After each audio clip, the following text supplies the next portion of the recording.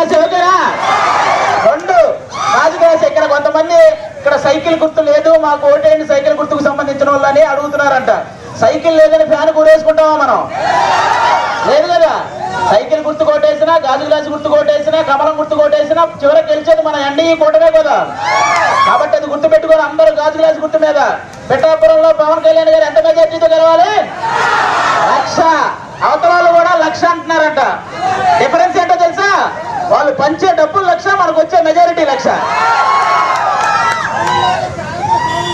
BJP ఓట్లు, TDP ఓట్లు తప్పనిసరిగా బదిలీ అవ్వాలని కోరుకుంటున్నాము. వర్మ గారు టీడీపీ తరఫున పూర్తిగా మద్దతు ఇస్తున్నారు. బీజేపీ తరఫున నేను పూర్తిగా మద్దతు ఇస్తున్నాను. నరేంద్ర మోడీ గారి ఆశీస్సులతో పవన్ కళ్యాణ్ గారిని అత్యధిక మెజారిటీతో నెగ్గించడం కోసం గ్లాసు గుర్తుకు ఓటేయండి. బ్యాలెట్ నెంబర్ 4 మీద బటన్ నొక్కండి.